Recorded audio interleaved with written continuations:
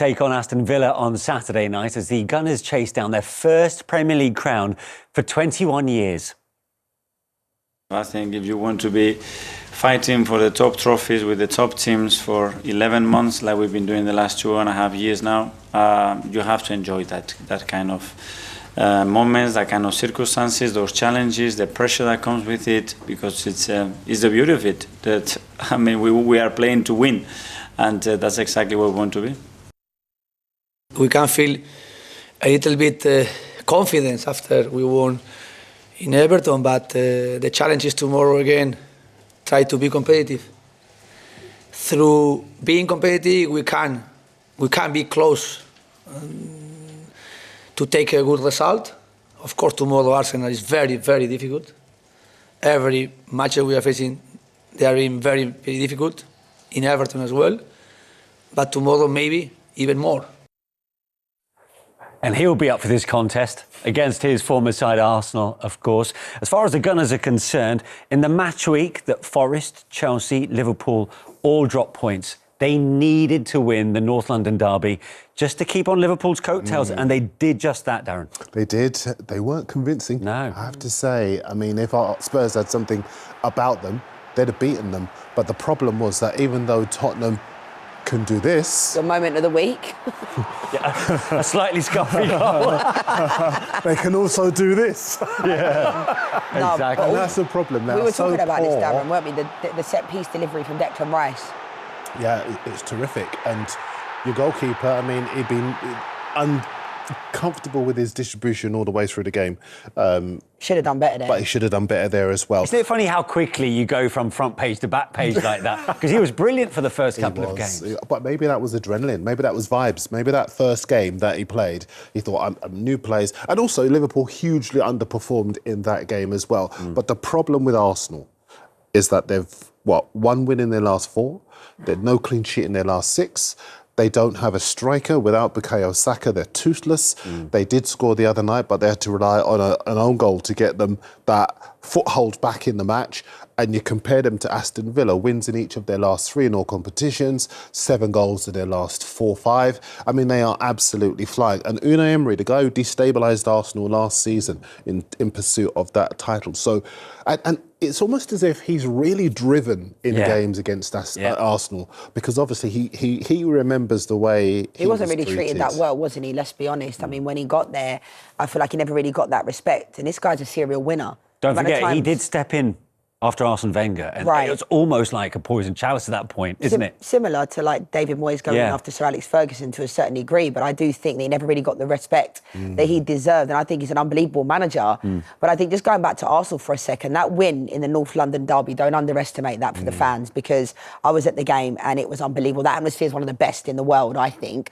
But I think that result, you're right, it wasn't a great game. The result, like, they've missed Saka so much. Yeah. Odegaard, for me, is one of the best players. I love him. I think he's brilliant. But they seem to have only options is set pieces. Now, Declan Rice's delivery, unbelievable. People can say, oh, you know, Arsenal set piece FC.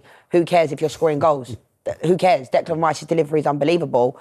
But I do think Mikel Arteta would have come under even more pressure, because if people were pressuring him right now, he's been there for 5 years at Arsenal, 1 FA Cup, you know, Community Shield, you can arguably talk about that. But I do think that people are expecting Arsenal this year to win the league, genuinely. If Man City are not going to win the league this year... Well, they came within 2 points of City, didn't they? They did, but I think, Manish, they've come so close in the last couple of years, and they seem to lose games when it really matters. Last year, Southampton, then drawing with West Ham, when it really matters. And I think all Arsenal fans expected this year to be their year. Do you think they struggle to cope with pressure? Seems that way. But it kills me to say it, because I spent 12 amazing years at Arsenal and the men's team have been amazing to me. But I do think, you know, Mikel Arteta, when he went in there after Arsene Wenger, did an incredible job. But now what? You know, Gabriel Jesus is now out injured with the ACL injury, that Mikel Arteta's still saying that he doesn't think they need a centre-forward. Do you know what I mean? I think that's what's causing a problem. That's the last thing Arsenal fans want to hear. Exactly. Yeah. Now, look, a few questions, maybe 1 or 2 question marks, but clearly, one positive over this season has been the form of defender, Miles Lewis-Skelly. And he was talking to Righty as it happened after his first ever North London derby experience on Wednesday night. How's it feeling? Tell me how your body is. I feel amazing. You feel tough, you feel strong, bro, look. I feel like $1 million, you know, so yeah. Is it I'm not everything you complaining. expected it to be? What's happening right now? Yeah, everything and more, you know. Honestly. Everything and more, honestly, yeah. Look at what you're smiling. What happened just now? Something just happened with you and was it Bergvall? Yeah. How's you feeling now? Just happy, you know, just taking it in, soaking it in. Yes, sir. This is amazing, man. So at that time, obviously we hadn't finished the game yet, but you looked like you was properly buzzed up. Who's here? Who's here? Your mum here? Your dad? My mum, here? my grandma, my friends. Your grandma's here? Yeah, I had to put on a show for my grandma, make sure that I didn't look soft in front of her. I had to make sure I was milling my tackles for her, and hopefully she's proud of me, so yeah. We're all proud of you. Heartwarming stuff. I love that. Well, I spoke to his mum today, and she's did very you? proud of him. Yeah. His mum, Marcia, she's very, very proud of him. He's really acquitted himself well since he's come into the team. He's got a lot of confidence. He's got a lot of defensive discipline, but his distribution is outstanding as well. So good. And the maturity levels as well. You know, yes, there was a real buzz around that game, and rightly so. But I think as far as he's concerned, you know what it's like to be in a young player in a top team like that. Sometimes you can go in and be overawed by the surroundings. You weren't. No, you can explain why. I think it takes a certain character, but what I love about him is that you can tell he's so excited. You mentioned, like, even speaking to Wrighty, legend of Arsenal, when you're doing a post-game interview after playing in the North London derby. Like, I know what I used to do when I was that age. I used to come back and watch all of my goals that I'd scored on TV, and I couldn't believe it. I'd have to go to school the next day. Really? And I'd be like, oh my God, I can't believe I've just played for Arsenal. Do you know what I mean? And I'm sure he feels that It's way. a pinch me moment. Do you know, like, similar to when Rashford was still playing, he was at school, Wayne Rooney, like, that feeling is infectious. And I think the fact that he was 18 years old to play in the North London derby, you can tell how excited he spoke about his grandma. Like, that's what you love to see. But the pressure, like, Bergvall's 18 as well. There's a lot of young players in the Premier League. And Lewis Skelly I saw him play in America in pre-season, and I think his mum and that went over then. Didn't know if he was going to get to play. So coming from that type of family, having that support, I think it's so lovely to see. He's showing no pressure, but every Arsenal game carries pressure. They have to almost carry on winning, right? Yes. This is where they're at, if they have to try and hunt down Liverpool. Unbeaten in the Emirates Stadium, which is a very proud record for them. The last team they lost to there, Aston Villa, in April. It was a 2-0 defeat. It derailed their title hopes last season.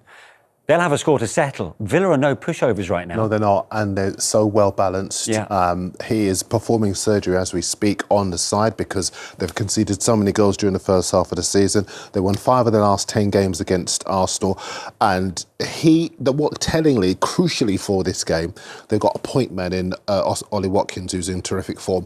They've got a guy who can play an attacking midfield, Morgan Rogers, who knows where the goal is and is such a intelligent player in that position because he can find a space to be able to provide the ammunition for the front men to do that. I think this is going to be a really tough game, and if Arsenal win, it will increase that pressure on Arteta to bring in a striker. Is he going to do it or not?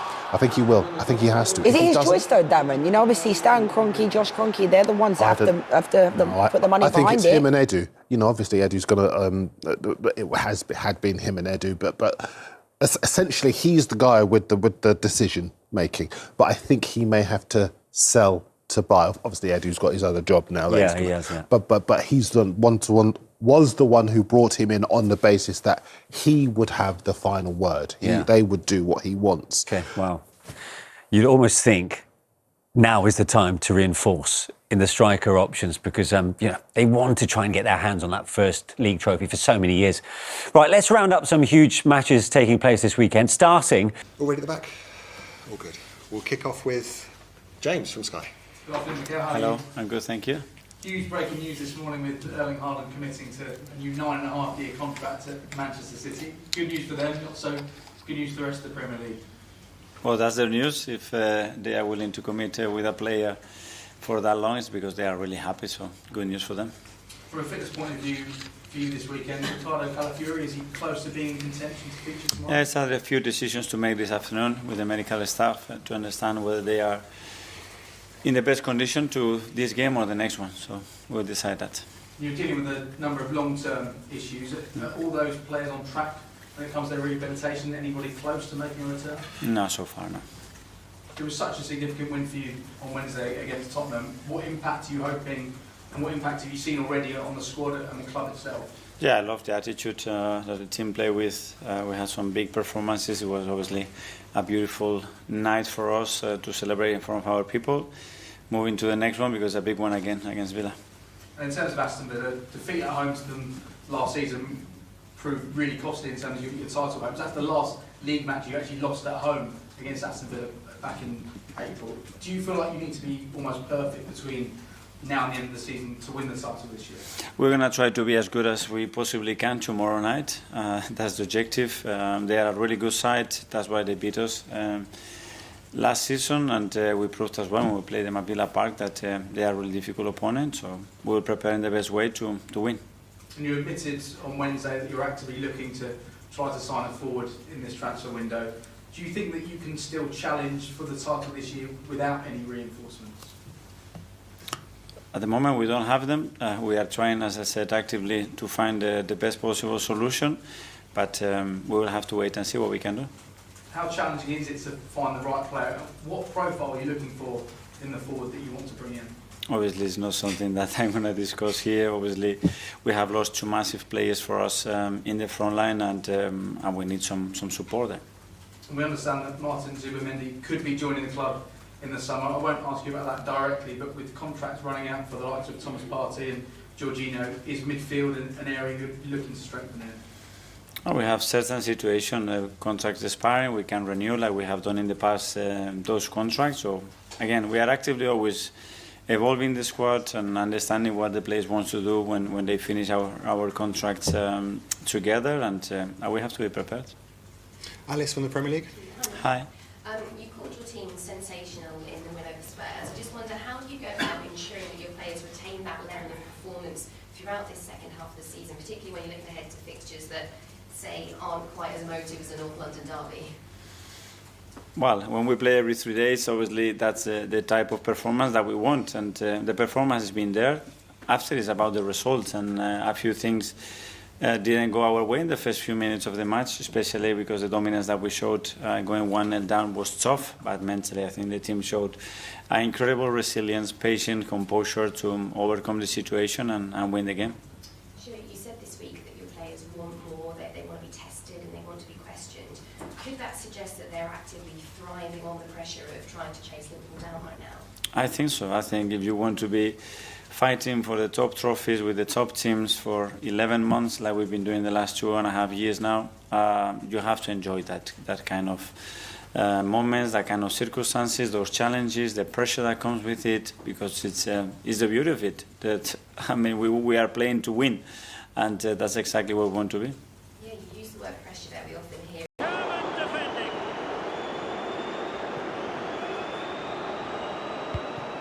And it's Gabriel Jesus.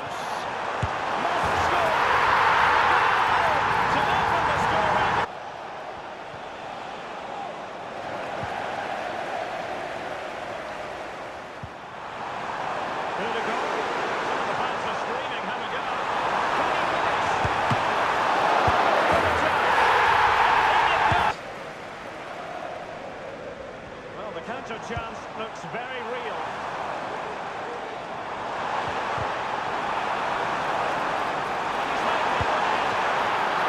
People did his job to begin with.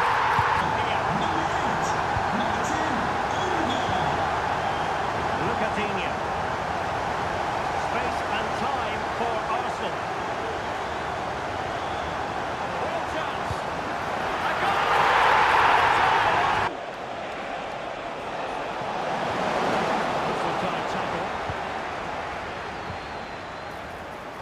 Arsenal being afforded too much room.